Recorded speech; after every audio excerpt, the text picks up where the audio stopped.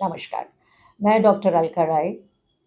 पहले 2 एपिसोड हमने आपको फर्स्ट ट्राइमेस्टर और सेकंड ट्राइमेस्टर के बारे में बताया।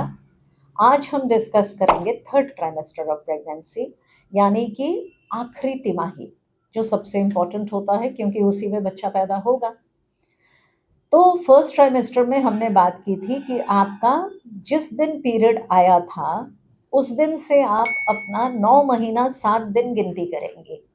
जो भी डॉक्टर आपको एक्सपेक्टेड डेट ऑफ डिलीवरी यानी ईडीडी देता है, वो 9 महीना 7 दिन गिन के देता है। आप भी गिन सकती हैं 9 महीना 7 दिन, लेकिन सिर्फ एक चीज याद रखना है। पहली बात कि 9 महीना 7 दिन आखिरी दिन है, उसके बाद एक दिन भी बच्चे के ऊपर भारी पड़ता है, उसके बाद वेट नहीं करना।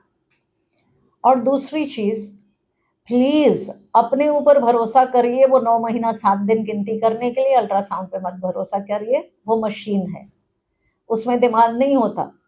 तो जितनी बार अल्ट्रासाउंड होता है उतनी बार डेट अलग होगा, लेकिन आप लोग वो भूल जाते हो कि पहले वाले डेट भी तो अलग अलग थे।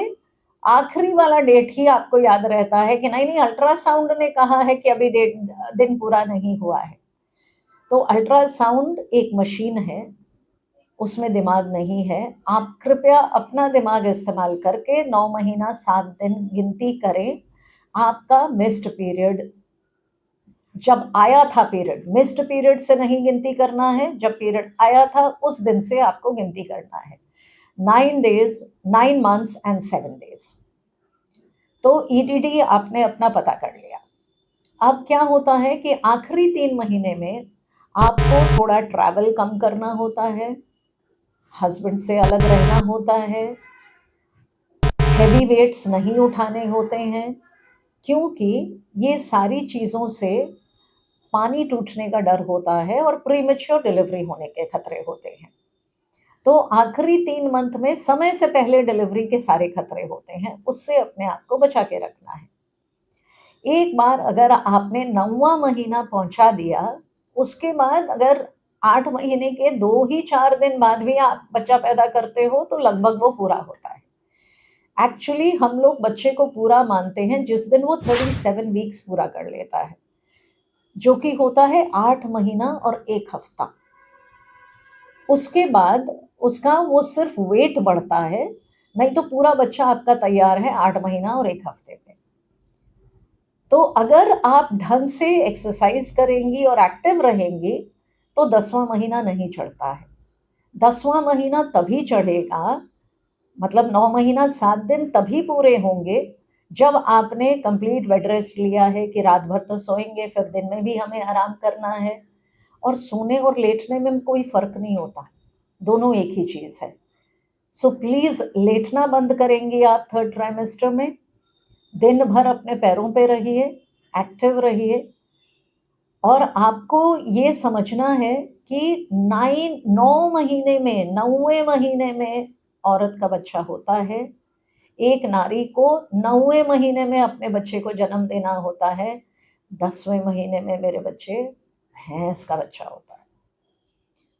तो कब महिलाएं भैंस बन गई मुझे समझ में नहीं आता है। तो प्लीज आप लोग 9वें महीने में बच्चे को जन्म दीजिए, दर्द का इंतजार ना करें। अब अपने आप दर्द कम होता है क्योंकि फिजिकल एक्टिविटी बहुत कम है। तो ऐसा डॉक्टर चुने जिसको दर्द पैदा करना आता है, और वो जैसे ही आपका बच्चेदानी अगर एक उंगल भी खुला है तो दर्द पैदा किया जा सकता है। प्रॉब्लम सिर्फ और सिर्फ सिजेरियन की कब आती है? जब आपके बच्चे ने हड्डी पार ना किया हो, तब जाके सिजेरियन की नौबत आती है।